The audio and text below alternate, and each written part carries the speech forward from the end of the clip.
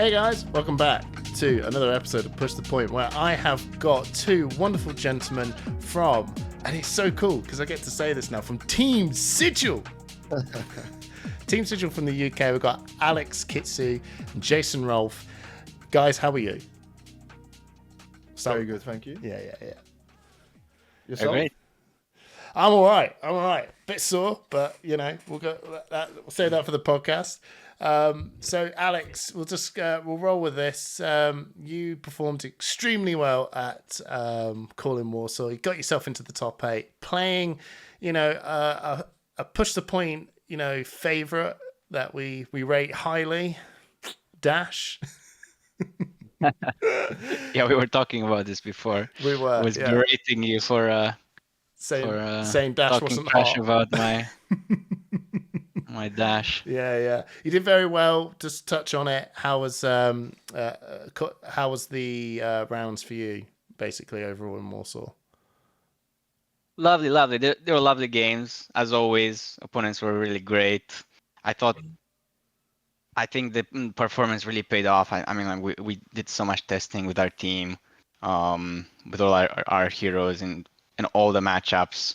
So it was great to see finally it paying off at the calling level, because I've played myself in many different callings, but I never top 8'd one before. So it was really nice. Brilliant. And before the MST meta as well, because I think that might have been my last chance with Dash. We'll see how it develops now, but yeah. Yeah, absolutely. And then you also had another member of your Team Sigil, Sammy Braben, calling champion from Birmingham, getting into the top 8 of the Battle Hardened and doing something I've never heard before of, was it basically just both him and his opponent, Florian, standing perfectly still, saying, "Yep, I'm not going to take any game actions." And that's so funny. Yeah. That's so funny. I think Jason can talk more about this, but like that entire interaction really just sent us. We were laughing at every single interaction there, basically. I was super curious because there was 2 points where Florian, basically what happened is they got this stalemate. They were playing Kano and Victor, and it was at a point where one of them wouldn't want to continue the game. So they were trying to find out what happened if they intentionally drew, and it was like a rematch. And there was a point early in the game with Florian where Sammy said, they call it passing infinitely. You have to pass infinitely, and then if the other opponent passes infinitely, you remake the game. The first time Florian took 5 minutes and decided not to do it, and then Sammy also took 5 minutes later on in the game, near the end of the game, to do it, and both of them decided to continue the game. But I was sitting there and I was saying to him afterwards, I was really curious. I really wanted to see actually if they had done it. If it happened like 2 or 3 times, what happens, right? Because there needs to be a conclusion. They can't draw, someone has to proceed, but the venue has to close. So I was I was curious what the result that. There would have been some kind of head judge situation where they had to have to make a live call. How did it end? It ended with Florian winning the game because Sammy did his Kano combo. But what basically happened is Florian was sitting on 3 Oasis Respites, a Steadfast, a blue, and then he was waiting for Sammy to do his combo to do Balance of Justice and draw another blue so he could play all 3 Oasis and the Steadfast to stop his combo, which is what happened. And that's why he's passing infinitely, because there was no reason for him to do anything. If he tries to play his turn, he loses that hand, and that's the exact hand he needs to win. That's how they got this stalemate situation. Fair so enough. Florian ends up winning. Yeah. There we go. But that's Calling Warsaw. Thank you so much for that, and keep your eyes out, everyone, for Team Sigil going forward to all these big major events, including Pro Tour Amsterdam. But we are here to talk about Part of Mistveil, this new set that is dropping very, very, very soon. Like we did for the Bright Lights one, we didn't get to do anything for heavy hitters. We're just going to touch on a real bit more in depth of the expansion slot cards. But before we get into that, what is your thoughts, Alex, on the heroes that are coming out for Part of Mistveil, New, Enigma, and Zen? They look really, really pushed. I was just looking at some of the generic like the generic Mystic kind of cards, and they just seem so strong. Yeah. Like the headpiece, for example, and even the legendaries for all the different classes. Yeah. They just seem all very strong, and I think they're gonna greatly influence the meta, basically. Yeah. Okay. So any particular hero that stands out for you that you're interested in trying out? I mean, for my playstyle, it definitely would have to be Zen. Yeah. Okay. I like my aggro. So we'll see if I've seen some disgusting stuff. Let's just say so. My Oh. hopes are up. My hopes are up. Okay. Okay. And what about you, Jason? Yeah, likewise. I think the whole transcend mechanic, you can have these crazy lines that are like super overrate, as Alex was saying, quite push. Some of the majestics as well are crazy. Yeah. I think I'm not 100% sure on this, but it's possible we end up just seeing a triangle meta that revolves around these three heroes. They might just be that strong. It's still early to say, but yeah, I do think they're very powerful. And I really like Enigma. I think, and I started playing, in beginning of 2023 when Dynasty was halfway through, and I think Enigma is the most well designed hero I've seen so far. It's very fun and it's just very good. It flows very well and it's a lot of fun to play. I agree. Out of all these heroes as well, I think Nu looks like one of those. It feels like a really completed assassin, right? I think Azuri was actually a really well thought through. I think all the heroes have got some nice sort of design and everything with it, but the fact that we've got a mystic assassin now. This is like the first talented assassin we have in the set. That we're able to sort of get more in depth, and some of the stuff I've seen her do is pretty wiggity whack. So she can do some pretty outrageous stuff. But I'm with you on Jason.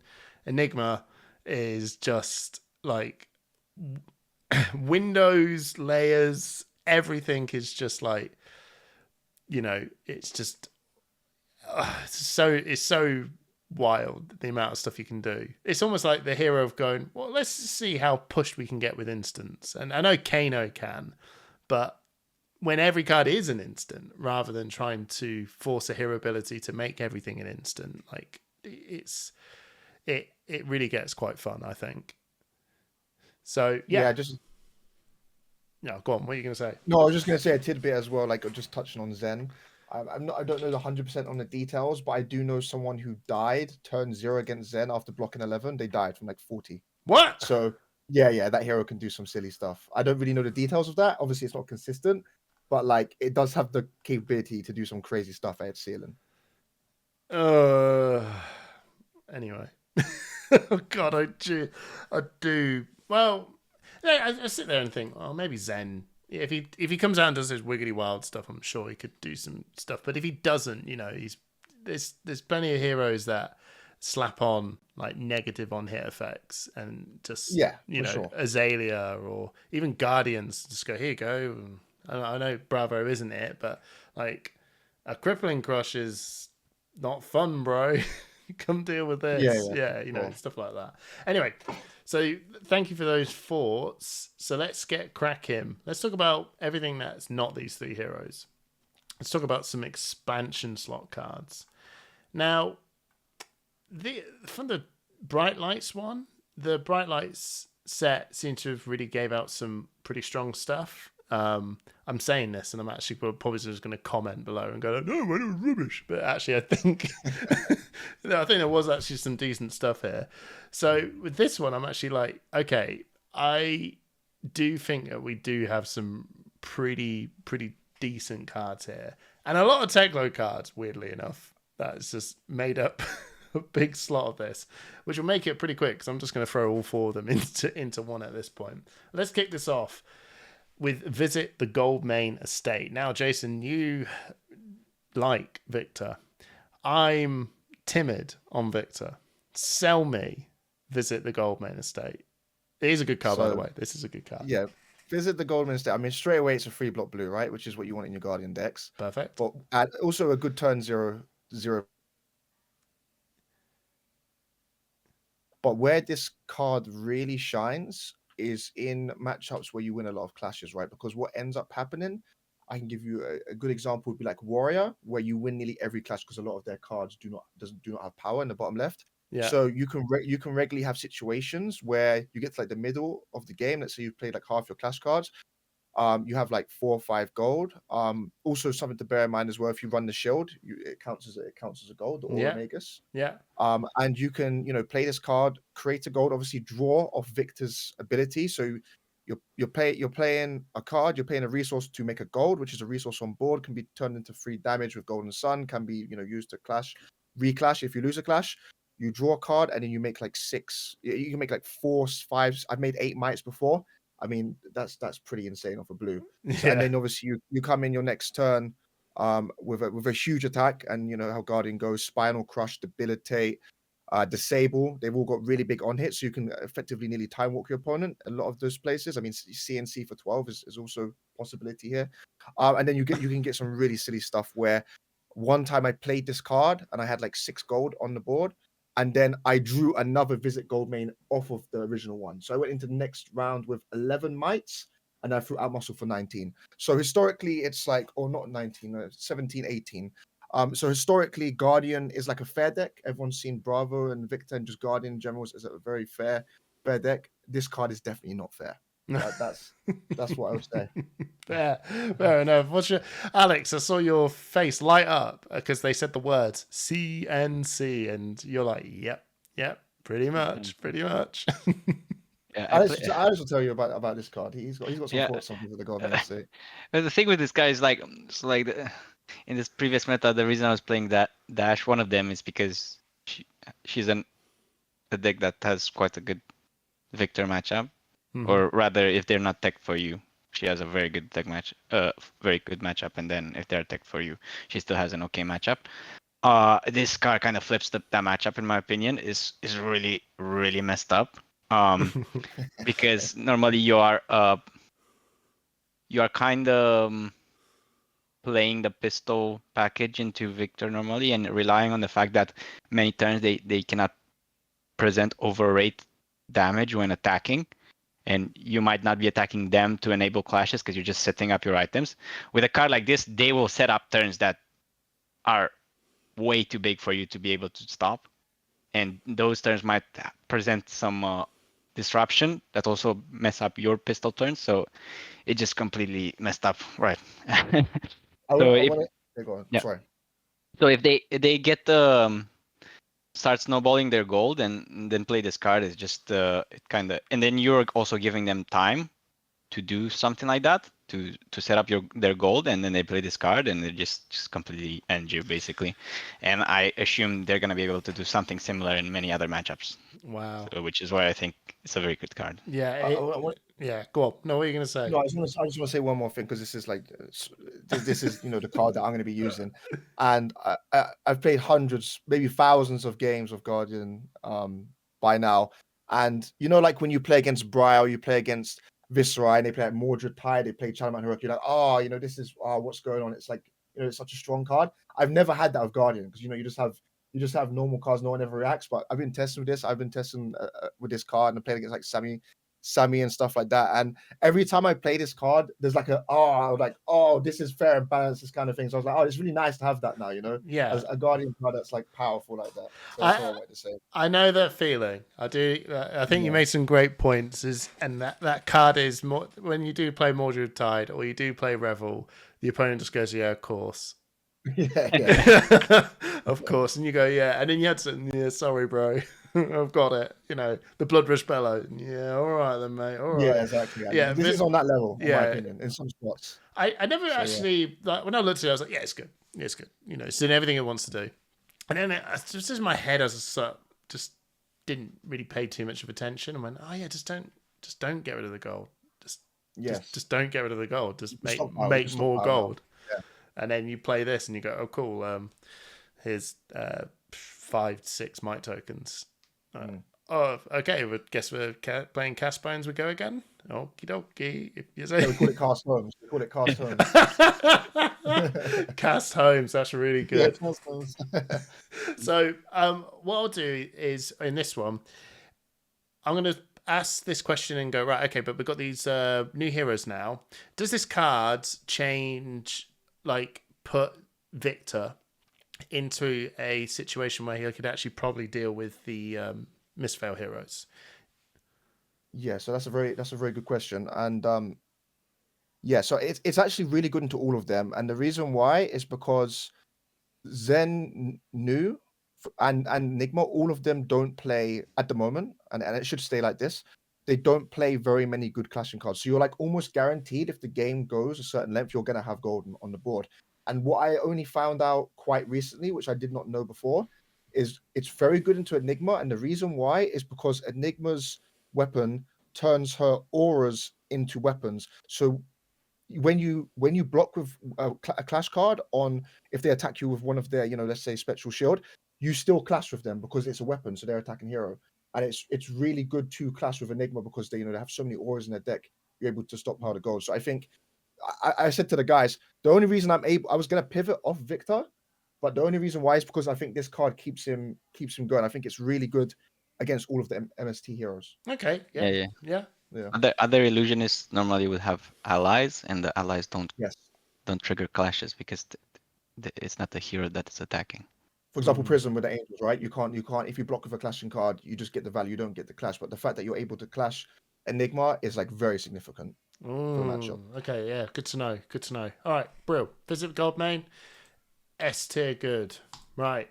Visit the Golden Anvil for Olympia. This card, I don't know actually how to rate this in terms of its power, but my god, deck building and theme, this card is so good, right?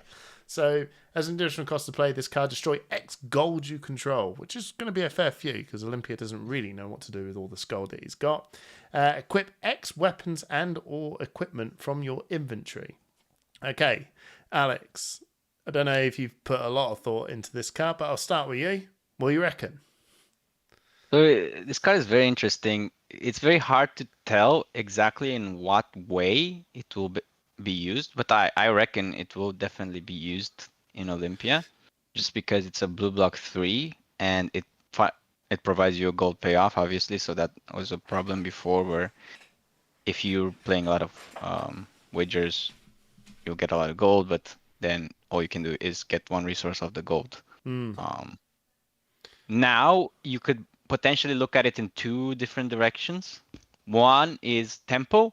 So maybe you'll have a few equipment.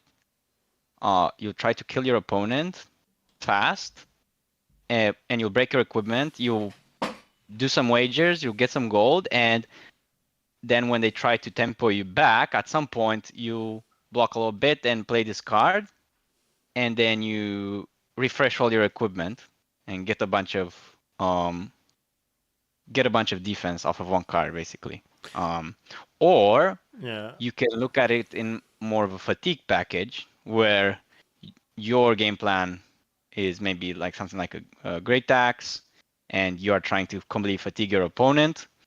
In which case, basically having a bunch of temporary equipment that you break and then re-equip from your inventory might help you out in managing to fatigue your opponent. It's just, I guess, really the big thing of this is that it's really heavily reliant on you doing a wager, and you have to, and wagering wins you gold, and it's not. You got to give something back. You got to play the right cards, and if the opponent can see that, do you know what I mean? You got to get the gold. Yep. This card does nothing if you have no gold, and I'm sure you will. But you got the deck building side of this is like you said, Alex. The scope is massive, and you probably don't even know how. Like what sort of Victor, what sort of Olympia am I playing? You know, can this Olympia just switch up a little bit? Like, you know, how does he order his equipment in a certain way? Can this be a blocking thing and then turns into more aggressive? I don't know. Maybe I'm overthinking it. What about you, Jason? What's your thoughts? First of all, I just want to say I think this is like contender for like the coolest card in the game. I agree with that. Yeah, I mean just the flexibility of it, right? And actually kind of interacting with the inventory like that is crazy. We haven't really seen. I mean, there's like Assassin, and they've dabbled in it a little bit, but this is like, you know, you can literally just equip like 5 equipments and a weapon. Really cool. How strong is it? I'm not sure. It's quite hard. I think it's, you know, there's gonna be a lot of tests that need to be done with this card. I just in my head right now, just thinking about like how cool you can do something like starting off with like a tempo package. Let's say you got like Talishar or something, or you just cast Cash In and you start off with like, I don't know, 2 swords and equipment, and then you just like pull out all the heavy armor and equip Great Axe and just like pivot in the middle of the game. So like start off like attacking. So yeah, I think there's a lot of cool things that can happen with it. There's like the scope, like you said, the scope is I insane. wonder. How good? I wonder if you could just. This is probably not going to work, right? But my brain just goes, why don't we just double a quick parry blade, right? And then have Decimator Axe in the back. And just go, okay, Yeah. I'm just going to just do some wagers, do this. And then do this whole turn where I just throw my parry blades, re-equip, Decimator Great Axe. And you Yeah. go, So how thematically cool is that? Like a what? gladiator, takes Yeah. out the two-hander to finish the fight. Yeah, I think it's super cool. I have no idea how strong it is, but I do trust that the players will figure out some really good fun combos of this, especially thematically. Okay. And yeah, hopefully we'll see it in competitive play. But yeah, I think it's going to take a while to figure out how strong this is. Sure. This card is probably not going to be that answer because Olympia is so out there now. But do you think I'll throw it in as Olympia? Do you think how that he wasn't really a massive meta contender for the top, but these new assassin heroes coming out, is this card going to get Olympia more played through with these Mistveil heroes coming out? I know it's a bit of a hard one. It's easy to say with Victor. Yeah. Do you know what I mean? Because you're like, oh yeah. But because Victor's already kind of going to share, right? And you just add this into the deck. It's hard to say. I think what's really interesting when I did play against Olympias, like far and few, they did end up with a lot of gold. That hero can generate significant amount of gold fast. So yeah, it's interesting as well, right? Because you also have to dedicate your sideboard space. What I'm interested in is if you could see Olympia kind of doing this, casting this card 2 or 3 times in a game, and then like you're starting to get some significant armor value. So I'm not sure. I'm not sure if you'll be able to compete with the MST heroes, but yeah, I'm unsure. I don't know what Alex thinks. Well, I think the thing with Olympia is he's a warrior. Yeah. Which is pretty good. Like warriors, in my opinion, what I've seen is that a lot of time, especially the dual wield ones, are like, and even the non-dual wield ones are super interchangeable in some ways, right? Like they do similar things, and then they have a little bit of differentiation based on their hero ability. And up until now, it just hasn't really been a reason to play Olympia over any of the other heroes, warrior heroes, just because his ability didn't really. He didn't have any cards. Makes sense. He didn't have any specializations. All he had was Antia, which is good, but it's like not. But it's not. It's not a defining deck building sort of. I do this. This is what I do. I'm different from anything else. Like you can see Kasai, Dorinthia, and Bolton do have a way of playing and doing things that are like, okay, yeah, I can see what you're trying to do. You do this very well. And this card single-handedly puts Olympia into its own talk about category. And it is, you got loads of equipment, right? And I can do shit none of these other heroes can do. Is it good? Don't know. We'll see. Yeah, it's a bit of a tricky one, but yeah. Longdraw Half-glove. Yeah, it's the Ranger equipment. Instant, destroy this. Put 2 cards from your hand and or arsenal on the bottom of your deck. Your next arrow attack this turn gets +4. It's got Battle Worn, which is really good. Battle Worn 1. So finally, a pretty decent. I'd say it's this card to me feels all right. Battle Worn 1 is actually really good for Ranger. The fact that you can actually block and keep it is kind of like a nice little. That's the first time they've ever been able to do that, right? And now they've got something that I don't know. It's the ability. I don't know. Is this Bullseye Bracer replaceable? Also, which Ranger are we talking about? Is it Azalea? Is it Riptide? Jason, lay it down to me. So I think the glove's really interesting, but like you said, Bullseye is very powerful, right? Very, very powerful in all of the Rangers, especially Azalea. So I mean, it was banned for a while, wasn't it, with Lexi? So it is very, very powerful card. What I think is the main use of this glove, and I'm not sure what ones you'd run it into, but one of the most fantastic things you can do with this is it gets around Warmongers, right? And Warmongers has historically been a problem for Azalea, where it just like literally bricks the hand and they have to pass back. Well, now you're allowed to filter. You can filter 2 of your cards and get +4 on your arrows, so you're still having a decent turn through Warmonger. So I think that's the kind of like the best application I can see for it. Where does it replace Bullseye? Probably not in many of the matchups, but I could see it being used if Warmongers becomes like very prominent again. So I think that's one of the best. And for Riptide, I'm not too sure, but for Azalea, I can definitely see that application with Warmongers. Yeah. Okay, Alex. Yeah. have the same thoughts. Basically, it's very difficult to replace Bullseye, I think. So this kind of card, I don't know, maybe if Bullseye gets banned again, will be the best one. But otherwise, as Jason says, if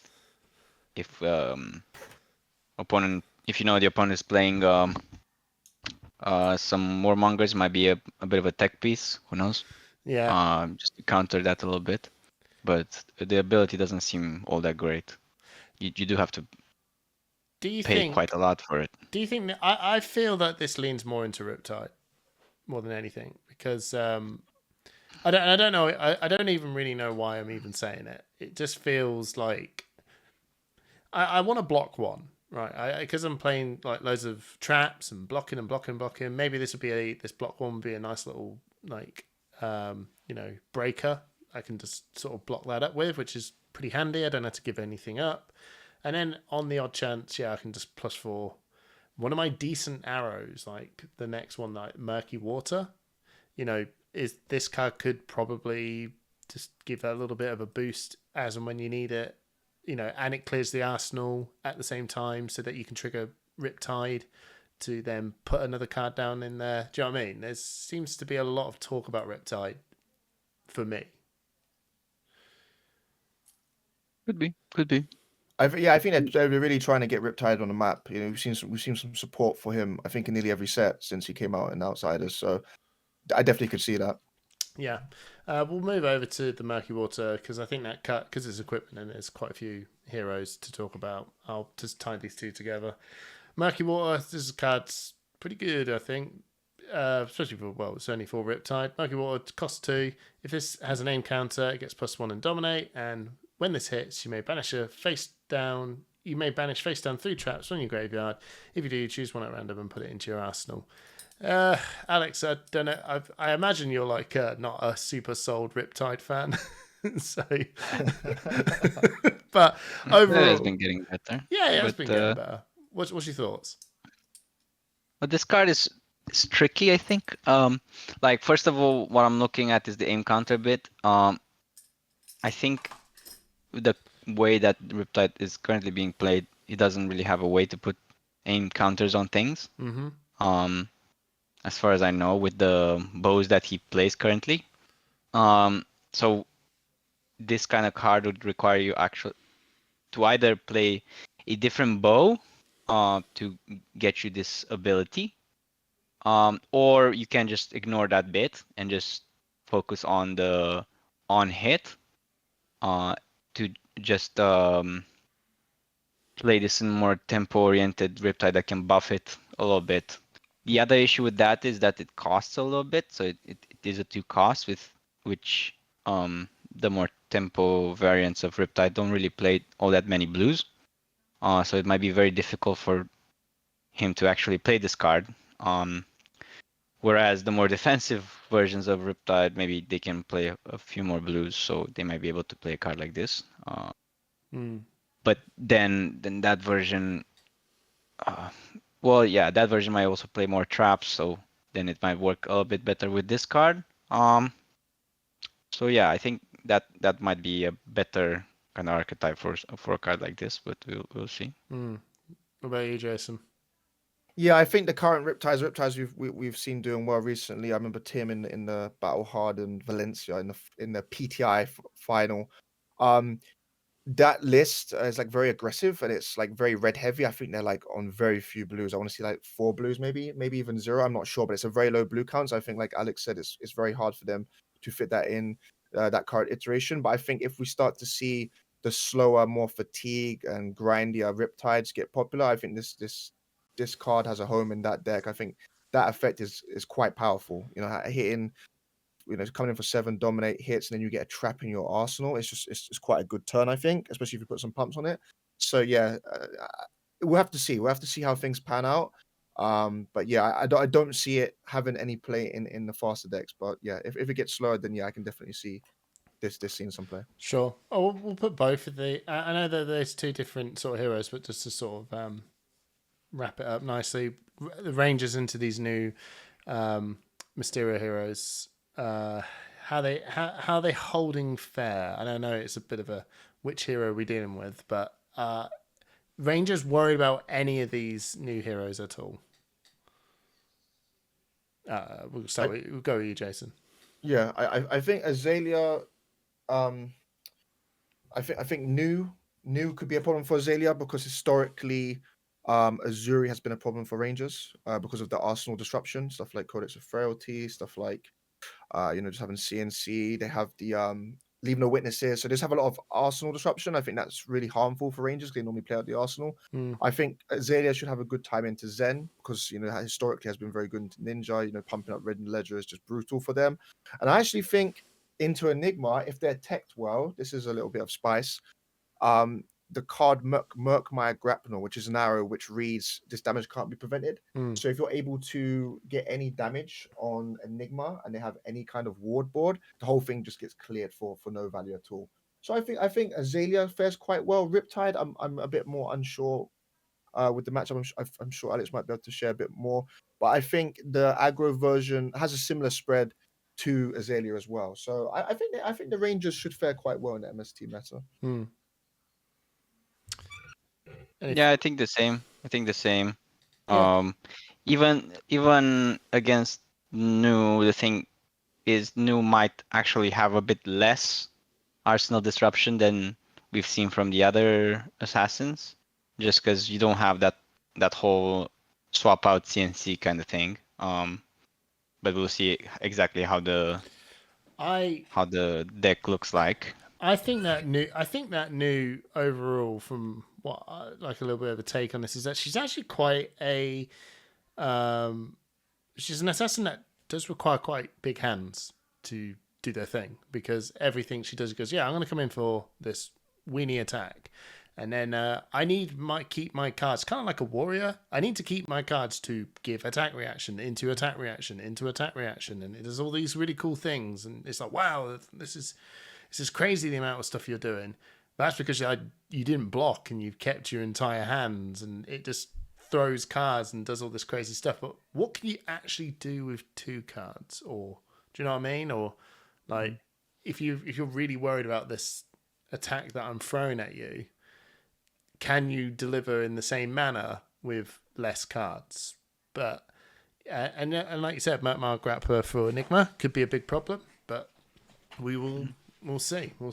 I did actually. Oh, and also the thing is the Rangers don't really historically play blues that much. I was just about to say that myself as well. And also, even if they are playing blue arrows or pumps, it's actually very hard for New to do anything with it, right? Because you can't load arrows into Arsenal, it doesn't have a bow.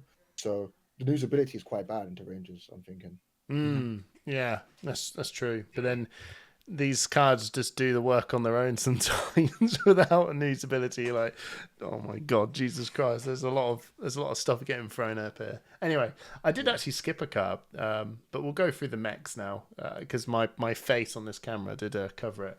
Supercell for I'm just going to straight up say this, unless someone, Alex, you can tell me if I'm wrong. This is a max card, right? Yeah. Cool. Yeah, I'm good. So basically, put X steam counters on X target hyperdrivers you control. This card is a blue X cost. X is how many resources you want to dump into it. Create hyperdriver token with X steam counters. If X is 3 or greater, you may shuffle a construct nitromechanoid from your banish zone into your deck. Cool. Alex, you're a mech player. This card is pretty good for max. Yes. It seems super good for Max. I haven't actually played Max all that much, but I might give him a shot once this card is in your hands. Yeah, and also once the dash goes, obviously. Okay. But the thing is, this guy won't really help you with the biggest problem, which is just finding nitromechanoid. Obviously, it will help with the problem that sometimes you have where you banish nitromechanoid 3 times, and then you're just like, oh, I guess my deck doesn't really do anything. But and also it allows you to play a bit differently. Like if you see this card early, normally you would have to like kind of play a bit different with Max to just preserve your 3 hyperdrivers and just wait for the Nitro Mechanoid. But now you might be able to play more aggressively because you are able to create so many hyperdrivers with so many steam counters on them that you will have some leeway with boosting to be able to boost until you find your Nitro Mechanoid and not just play passively. But we will see how it goes. It seems very strong, but yeah, I don't know if it will improve Max to a crazy amount, but I think it will improve him. Yeah, Jason. Yeah, I think this card is super cool. Like it's fantastic. It's kind of what Max wants, right? Like you're getting steam counters on the hyperdrivers, getting more hyperdrivers, which gives you more attacks with the mech. And I think the third clause, like what Alex said, I was actually testing with George Roger a few months back. I was playing Rhino, he's playing Max, and he banished all 3 Nitro Mechanoids. He wasn't very happy. So I think that that fixes that problem. So yeah, I think it's just a great card. It's a blue as well, and it just all 3 of the clauses are exactly what Max needs and what he wants to execute his plan of getting the mech and just going crazy with it. So yeah, I think it's a very good card. Yeah. For that 1% chance game of where they boost their supercells and micronecanoids. It will never happen, but it will definitely happen once. So Max into this new world, I have to say, actually, I'm always terrified of Max. I don't know why. It's just when Max can just have a turn where if I go, it's just like, oh my god, this, like, you know what I mean? It's just the combo turn. I agree. Yeah. Yeah. So there's not much you can do when it does kick off. So what do you think with Max? With Max coming out with MST Heroes. Start with you, Jason. Yeah, I think it's interesting. I think into MST Heroes, just trying to think. I think it's probably quite reasonable. I'm sure I expect to give you definitely a better one on that because it's being a mech player. But I do think one thing that is a problem with Max is as long as KO is still around and popular, and I'm not sure how he's going to be affected, but right now obviously he's significantly popular. The fact that you can either put Brute in general as well, Levi is kind of a similar position. The fact that you can put item disruption, either smash and performance or R smash into your deck, and it just kills the mech, and they basically lose on the spot. I think that's always going to be a very big issue. I think it's one of the biggest 1 card counters in the game, right? Like just completely destroys his plan. So the MST Heroes, I think he's fine, but I think with Brute still being around, it could still be a problem. Yeah. Does that summarized it pretty well for you, Alex? Yeah, I agree. Max has always been like quite targetable, I would say. But we'll see with the new heroes. Doesn't seem that rough for him. I think he's always been fine into other aggro heroes if he finds his Mechanoid fast, which obviously Supercell is gonna help. So Zen might be not that bad of a matchup. We'll see exactly how good Zen is. Actually, we'll find out. Other things like Enigma, classically mechs that boost have been not too bad into this sort of strategy, but we'll see. I mean, like, they are good into Prism, but the thing is, Prism, she has like 32 life, so it might be that Enigma might be able to try out fatiguing this sort of strategy, but obviously Max is harder to fatigue because of his inevitability with the Mechanoid and High-Octane turns. Yeah. And then you have Nu. And here, like, we'll see how much disruption Nu has, but if she doesn't have super high disruption and she's more focusing on the blues, then maybe Max doesn't care that much because his blues aren't that powerful. But there are cards like the one that we spoiled that literally just goes, let's have a look at your deck, and there's a construct. Block with your construct. Oh, okay, cool. I guess I'll do my turn. I banish my cards, and Nu is also helping me banish my cards. So I wonder how turboed you can get through. You basically just turbo in through your deck together. So yes, they might be able to fatigue you. Yeah, we'll see. All right, and then the Evo. The new Evo cards that are coming out for Teklo. So basically, they're all 0 cost. They're all base. They can all be played as an instant, and they all have Arcane Barrier 1, but each one of them has a little different thing to it. Headpiece says when this is equipped, put one Mechanologist action card from your Banish Zone to the top of your deck. The chest is when this is equipped, the next attack action card you play costs one less to play. The hands deal 1 damage to any target, and the feet, the next attack action card you play this turn gets boost. What does that mean? Gets boost. Does that mean that you play it and you don't actually boost? What does that mean? It gets the boost keyword, so when playing it, you can choose to banish the top card of You your could deck. boost a CNC? Oh, well, anyway. Yep. Well, you won't, but you could. Okay, so all 4 of these pieces of equipment being finally an arcane barrier for Tekla-Vossen. So this is I will say this is a Tekla-Vossen card, right? Yeah, all of them are Tekla-Vossen cards. Yeah, sure. Obviously. Jason, your thoughts on these cards? I've been hearing rumblings about this actually somehow just making Tekla-Vossen a little bit more tempo based. Although I did sort of think to myself, well, there were other instinct Evo cards you could have thrown in to sort of slam up the plan of being a bit more aggressive if you need to. I don't understand what these are doing to slam up that aggressive plan. I don't know. What's your thoughts? Well, I think before, like the fact that Teklo couldn't get get AB without playing like Rusted Relic, the item, right? He couldn't do it on equipment because then you wouldn't be able to transform. So that is a real big fix. Like, it should have been kind of out when he came out, right? Because he was like didn't have Arcane Barrier. So I think that's really cool. It's really necessary.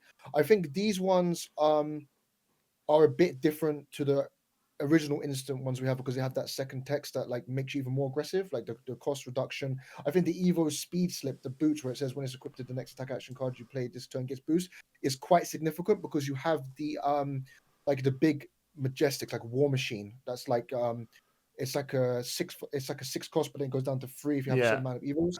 It doesn't have natural go again. So if you're able to play 2 of those in one turn, that's pretty nice. I mean, they're like 9 damage overpower with 1 hits. I think also Teklos historically had a very, very bad matchup into like Kano.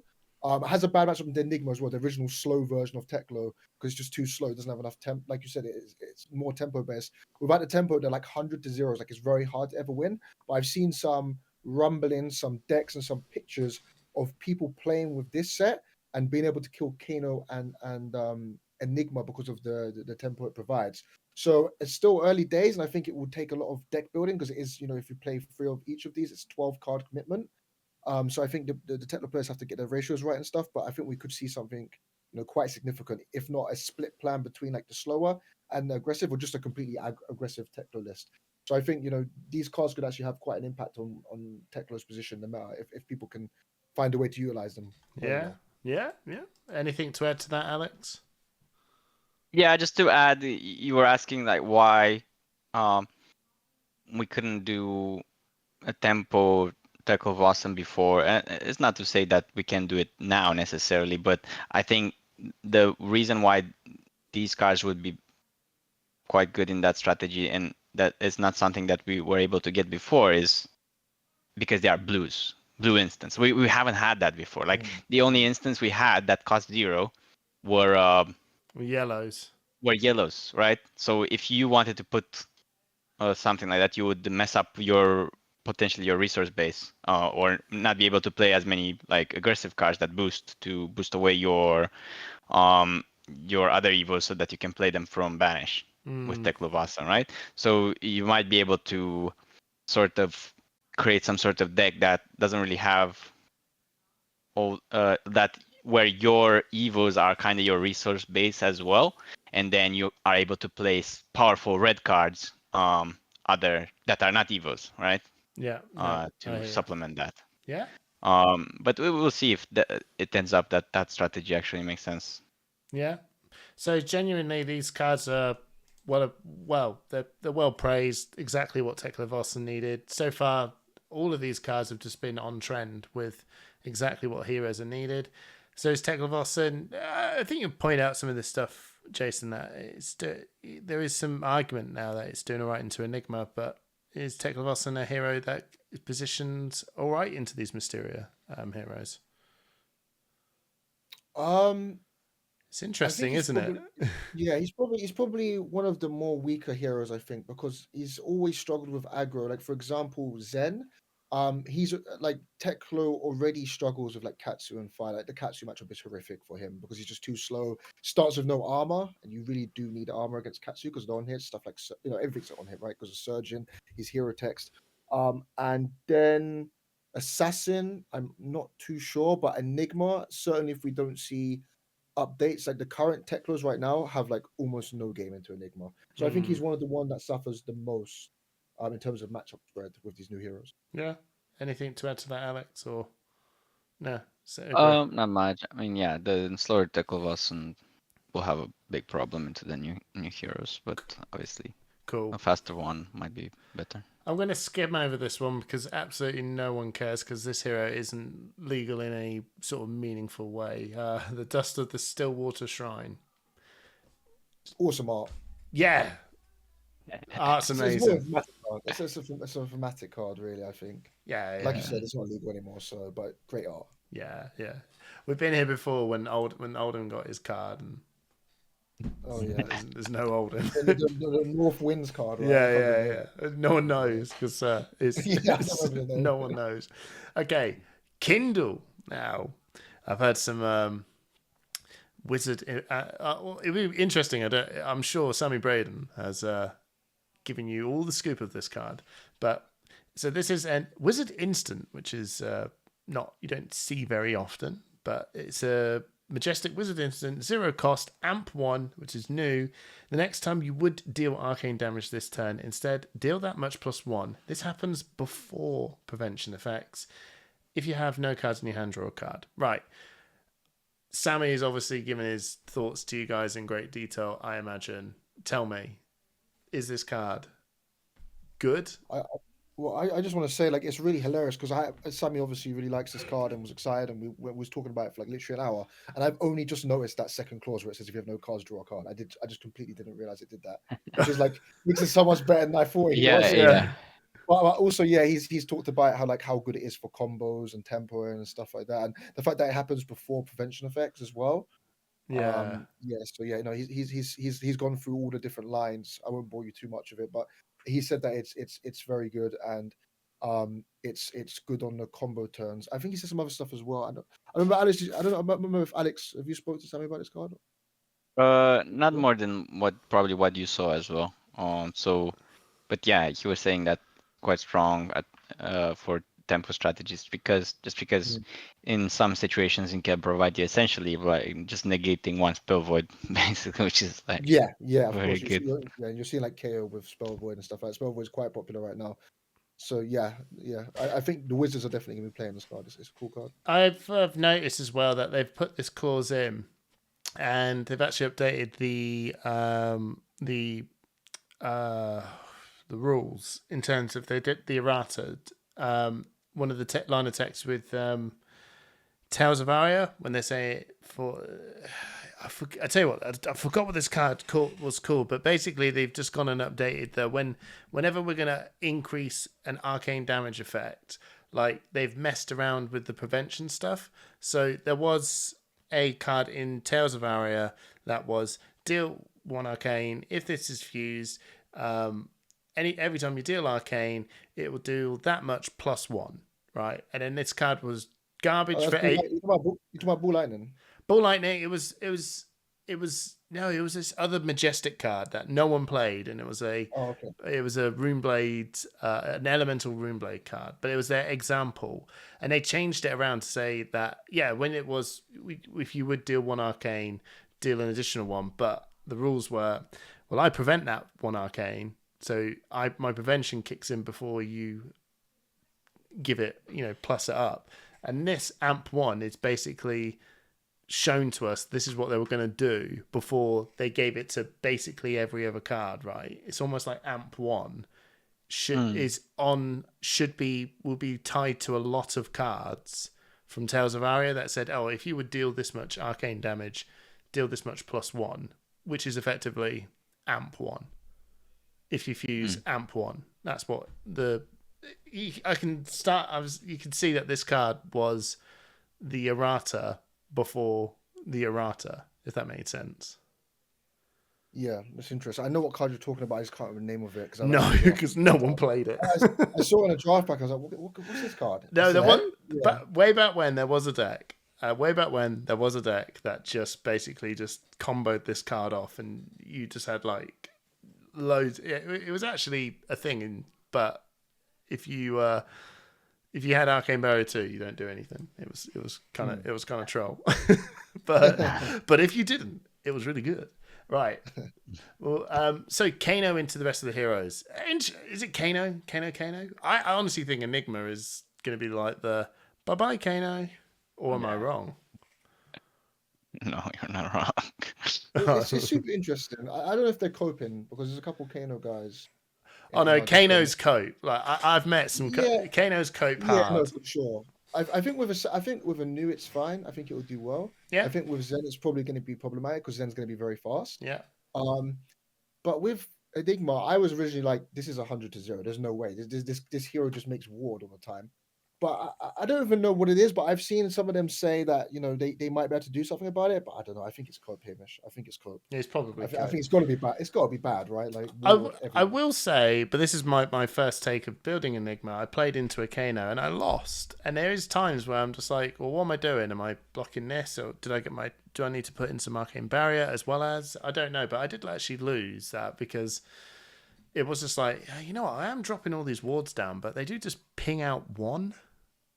Like, they can just ping out one, and it's like, okay, yeah, I don't have... Or two, and if I've only got Arcane Barrier 1, and, they're removing high ward walls with low damage stuff, and I don't know. I'm not going to... Trust me, take this on any face value, because my deck was 100% trash, but it just goes to show that just because you have ward doesn't mean, it's plain sailing, because you can make a trash deck, but... Yeah. I'm sure when everything is all laid out correctly, I feel very confident that Kanos will just be crushed by Enigma. That's my thoughts. So yeah, Kindle, good card. Let's move over. I'm going to save the best to last. I am going to save the best to last. Eloquent Eulogy. I mean, it's Vincent. This card is clearly a very good card for Vincent. It does everything you want to do in a nutshell because it's one cost and it's got Rune Gate. So her hero ability, you banish this card, you gain one Rune Chant. Oh look, you can play this out of banish for what it is, which is for nothing. This is brilliant. It's the only one cost Rune Gate card that she has access to. And when the combat chain closes, if the hero's lost health, make an Eloquence token. Has Bud Depth. Comes in for 4. Blocks with 3. This card is really good. But I'm not going to talk about how good Vincent is. I'm just saying this card is really good. Any sort of... it's hard to counter that, isn't it? Because it's clearly good. Yeah, I would say it's quite interesting. So, like, obviously our teammate Shamir, like, just to give just a little bit of context. So, obviously he's first got his competitive success through Chain, Shadow Runeblade, and then obviously did very well at Pro Tour Lille. Well, that's no surprise because Chain was busted. Right, exactly. So he won 2 PQs on Chain, and so why I'm telling you this is because when Vincent was announced and he saw Shadow Runeblade again, he got extremely giddy, and then we spent lots of long nights testing that hero, trying to get something to work. And obviously, we've come to the point now it's not very good. But what I remember, we did have this build that utilized Eloquence to do like these very, when it wasn't consistent, but when it happened, very degenerate turns through like Tome of Finder or Go Again, obviously drawing cards and doing these huge damage turns. So it's really interesting now that you've got another source of Eloquence, if that does anything to that consistency of those combos. So I'm unsure, but it's just very interesting because the only powerful things I ever saw from that hero was through using Eloquence. So this card might be more impactful than it may first seem. I'm not sure. Yeah. Well, Alex, with Viscerai boys, I know this has got absolutely nothing to do with Viscerai. So ignore everything I just said then. What's your thoughts?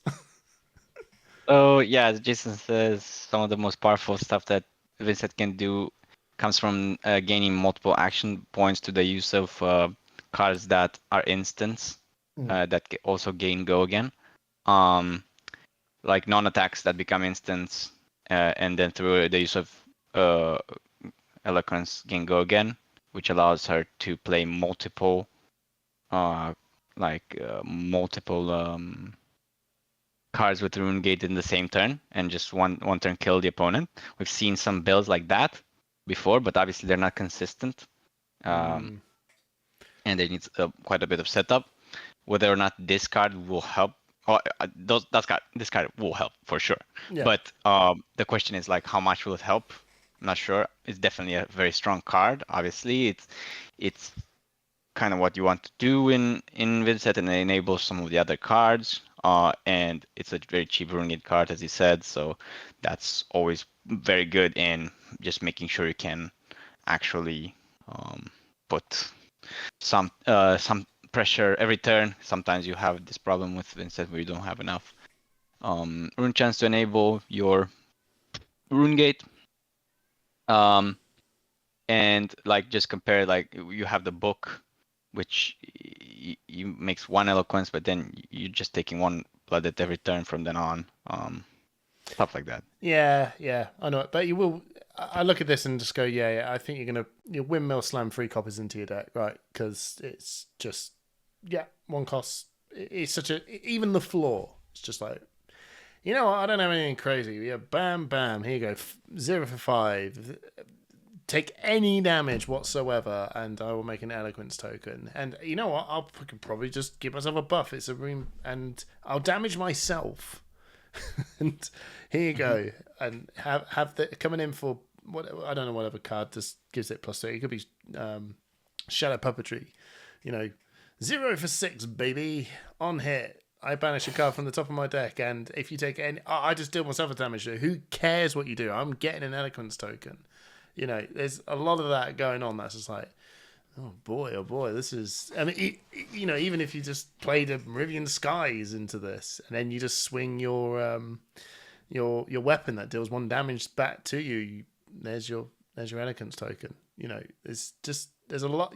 You are getting an Eloquence token. That's what I find with this card, and that'll open up all the doors of going. Read the Runes has shown up. Read the Runes, we go again. This is my turn. My turn has been saved multiple times by this card just being so low to the floor. I think this card's really, really cool. Now, Vincent. Vincent being a thing. Sorry, Owen. We did it at Tech, and a lot of people like Vincent. And I know you're going to hate me for this. I don't know, bro. But Enigma... a lot of people go, Enigma, look at all these wards. Look at her just, pile through all these wards. There's nothing she can do about it. I don't know. And New, with all her wings are going, I'm going to banish your card. She's like, oh, sweet, bro. You just made a turn for me here, because I'll just play these cards out from my banish zone. Zen Zen, I don't know, Zen doesn't like blocking. It's kind of a funny dynamic, right? Yeah. It was Vincent and New fighting over the same banish zone to play the cards out. Yeah, I did see a New, like, there was a screenshot of, he had the blue I don't know what their real powerful card's called. It's like Onslaught or whatever, and it had 2 blue Meridian Skies with 2 of her blue Annihilations, and I was like, oh my Jesus Christ, bro. I was like, that's pretty rough. Imagine New New is showing Vincent how to play their cards out of Banish Zone for free with no costs. It's just, you can play this for free. Don't worry about RuneGate. I'll just play this shit for you. Yeah, it's pretty wild. I don't know. I think is she a thing? Everyone writes her off. She's like the Voldo of Soul Calibur at this point. But no one knows how to play into her. So I actually do think if someone does show up and knows their Vincent very, very, very well, I can guarantee both of you will go, I don't know what the fuck. I don't know what's going on here. What do I block? You know what I mean? Yeah, it's hard to get testing against a hero that has like no play. I completely agree with you. Yeah. I think it's got probably the best Enigma matchup in the game, right? Like you can't they can just clear the ward whenever they want. There's no way to stop it. It's pretty crazy. Yeah. But you got to have the card though, and you got to damage yourself to do it. But yeah, we'll move on. We're not sure. Vincent is always this enigma. Hey. Anyway, Shadowrealm Horror. This card. This is what we call him as the Giga Nuts. The Giga Nuts. And like, sorry, I actually interrupted you for this. I've been waiting for you to say this card. Yeah. Like, yeah, I don't go. Like, just go, like, bro. So, like, this card is crazy, right? Like, okay, so if we just look at it straight away, I mean, reading it, right? As an additional cost to play this, banish 3 random cards in your graveyard. If 1 or more cards with 6 or more power are banished this way, this gets +1 power. 2 or more, this gets go again. 3 or more, you may play a card banished this way this turn. Blood Debt, 6 power base, 3 block, and it costs 2. It's red. Shadow Brute action attack. This card, like, okay, so at its base, I mean, obviously with Leviathan play patterns, you have a lot of 6s in your graveyard. It's very unlikely that you don't hit at least 1. If you hit 1, it becomes a 2 for 7, which is already Hungering Slaughter Beast, which is already like a staple in Leviathan decks. Mm-hmm. So you've got that. Now, if you go for 2 or more, you get 2 or more, which is also quite common, not all the time, but it does happen quite often in the game. Then you get go again. So that's basically like you've rolled Scabs a 4 on Scabs. Oh, it's Dread Screamer and Hungering Slaughter Beast together now. Which is better. Yeah. But then the Giga Nuts is when you do 3, and it doesn't happen all the time, but when it does happen, the free cards, if you just so happen to banish a 1 cost, and the 1 cost that you see in those decks are like Graveling Growl red and yellow, which is a 6 and a 7, Slivering Shadowpeed, which is a 6. You can play this card off a blue and play one of them. Let's say you play Graveling Growl at yellow. Now you're coming in for you're coming in for 6 then 7 or 6 then 6. So it's 7 and 7. It's always 7. 7 and 6 and 7 and 7. So 13 or 14 off 2 cards. I mean, Michael Hamilton's made a lot of cheddar off this game doing 2-card 8s. This is a 2-card 13 or 14. It's like just so extremely overrate. Like 7 value per card. I think like I've been saying to myself that if Victor doesn't go so well for me this season, I will pivot to Levi because of this card. This card is that crazy. So that's my fault. Sorry to take over. No. But yeah, that's a crazy card. Crazy card. You sold it, right? I mean, Alex, what more to add? I've got a counterpoint, right? But what more to add? I don't think there's much more to add. It's just like She's done it. It's one of those cards, as you said, that where you play it, you hit it, and your opponent goes like, "Oh shit." But are we coping on the third one? Are we coping for top one? No cope. This is Hungering Slaughter Beast. Like this is just Hungering. This card is Hungering Slaughter Beast on the floor, right? Yeah, the second one, I'm like, you know what? It's probably going to happen. But are you relying on this? Right? You know, are we? You sitting there going, oh man, like when you do the scab roll of going like, I could block with this card, but if I pitch it and do all this, maybe I can do this. Or if I keep it, this could actually turn into my extender because I got the go again, and then I can now play this card, right? But if I don't do it, it's, oh my god, you know what I mean? You don't have a lot of control. There is no control. The only thing you can guarantee is that it's probably going to get a +1. So how do you form a strategy over that? Is it chaos? It's hard to make a strategy, but you do have a certain amount of control over the cards that end up in your graveyard. Yeah. Not full control, but you might be able to increase your chances to the point where it's quite likely that you hit all 3 to be 6s. So it might be, high skill ceiling kind of card. Yeah. And you might get a quite high payoff for it. I'm not saying that this card is bad. This card is crazy, right? But I always think that whenever we see cards like this, we always go, oh my god, right? I am going to give you the fantasy play. Okay, cool. Yeah, this card's broken over the fantasy play. Yeah. Now let's go back to the real world when we go, yeah, okay, what's the flaw?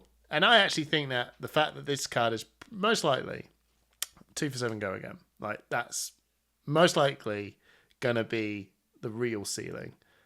A 2 for 7 go again is still wiggity whack, right? Yeah. Yeah, I think that the way I look at this as well is that Levi is already quite a good deck. I mean, it's got one of the best fridges in the game. It's got the KO fridge, but also add-on husk.